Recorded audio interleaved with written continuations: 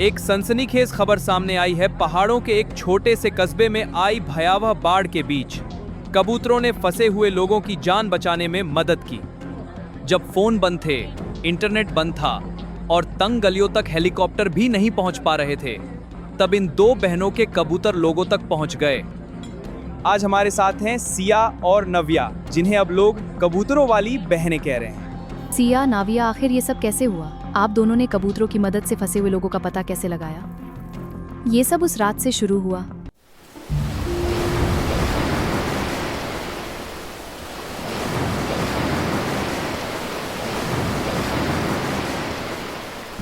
पहाड़ों के एक छोटे से कस्बे की बाढ़ का वो मंजर।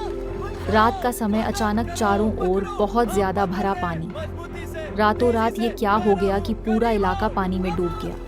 लोग, जानवर, सामान पानी में बह गए। कुछ लोग घरों में फंसे रह गए। चारों ओर मारामारी, बिजली नहीं, इंटरनेट नहीं चल रहा। बहुत दर्दनाक और भयावह मंजर था। हेलीकॉप्टर से पता लगाने की कोशिश की जा रही थी, पर हेलीकॉप्टर तंग जगह, तंग गलियों में नहीं जा सकता था। खाना खत्म हो गया है, अब क्या होगा? पता नहीं। अगर मदद जल्दी नहीं पहुंची तो बहुत मुश्किल हो जाएगी। नीचे अभी भी हर तरफ पानी भरा है, कोई रास्ता नहीं दिख रहा। वहां कबूतरों ने पहुंचकर लोगों का पता लगाया, लेकिन ये कबूतर उनके पास आए कैसे? एक आर्मी मैन की 2 जुड़वा बेटियां थीं, सिया और नव्या। वो अपनी बेटियों को बहुत समझदार, बहादुर, इंटेलिजेंट बनाने की हर संभव कोशिश करता था। उनके हर जन्मदिन पर कुछ अलग तरह का तोहफा देता था। इस समय वो दोनों 9वीं क्लास में थीं। इस बार भी उसने दोनों लड़कियों के जन्मदिन पर बिल्कुल अलग तोहफा, 2 कबूतर दिए। वो दोनों काफी सरप्राइज्ड थीं कि ये कबूतर क्यों? ये कबूतर किस काम के? ये कबूतर बहुत तेज दिमाग के होते हैं। ये बहुत जल्दी बहुत लंबी दूरी तय कर लेते हैं। तब उनके डैड ने कबूतरों के बारे में बहुत सारी बातें बताईं कि ये बहुत तेज दिमाग के होते हैं, बहुत जल्दी बहुत लंबी दूरी तय कर लेते हैं। ये 100 मील से भी ज्यादा एक बार में उड़ान भर लेते हैं। हमारी बातों को आसानी से समझ जाते हैं। पुराने समय में जब कोई साधन नहीं थे, तब इनका इस्तेमाल दूर दूर के राज्यों में संदेश देने के लिए किया जाता था। कागज या कपड़े पर संदेश लिखकर बांध दिया जाता था और समझा दिया जाता था कहाँ लेकर जाना है।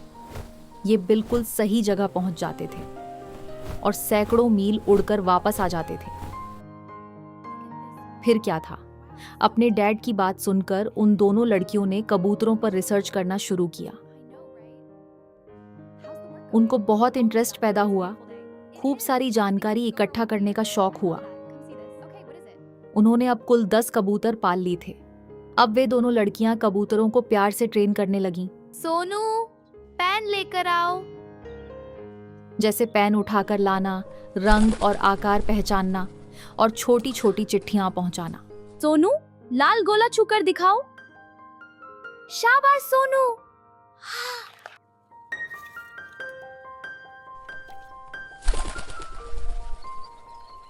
अरे, ये क्या लाया है? चिट्ठी मेरे लिए? उनके कबूतर सारे काम बिल्कुल सही सही कर लेते थे। उन्हें अब कबूतरों का साथ बहुत अच्छा लगता। वो दोनों अपने डैड को हमेशा कहती, आप सच में बहुत अच्छे डैड हो।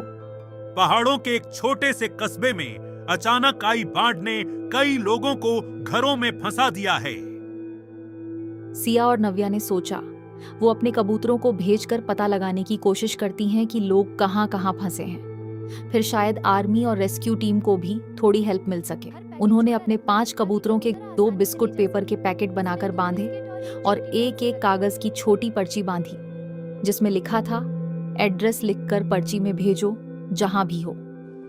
जल्दी जाओ और जो लोग फंसे हैं उन तक पहुंचो और उनका पता लेकर जल्दी वापस आना।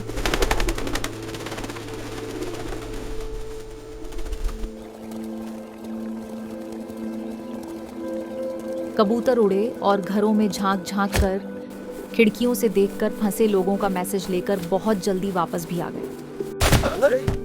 ये अंदर कैसे आ गया? इसके अंदर क्या है? जल्दी खोलिए।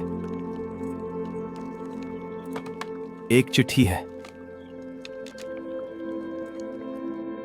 वो भी एड्रेस लेकर 15 से 20 मिनट में वापस आ गए। इस तरह कुछ ही घंटों में लोग कहां कहां फंसे हैं। 50 से 60 लोगों की पर्ची उनके पास थी।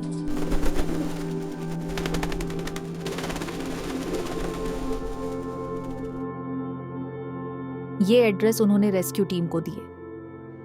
ये रहे फंसे हुए लोगों के एड्रेसेस। इन जगहों पर लोग मदद का इंतजार कर रहे हैं। ये एड्रेसेस आपको कैसे मिले इतनी जल्दी? हमारे कबूतर ये पर्चियां वापस लेकर आए हैं। ठीक है, हम अभी टीम भेजते हैं। फिर लोगों को निकालने का काम तेजी से हो पाया। बाढ़ में फंसे बहुत सारे लोगों को कबूतरों की मदद से निकाला गया।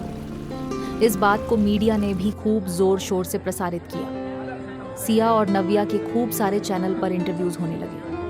सिया और नव्या ने अपने इंटरव्यूज में ये बात बार बार कही। जीव जंतु, पशु पक्षियों को भी प्रकृति ने विलक्षण बनाया है, किसी न किसी तरह से खास बनाया है। इनका भी पर्यावरण को संतुलित बनाए रखने में महत्वपूर्ण योगदान है।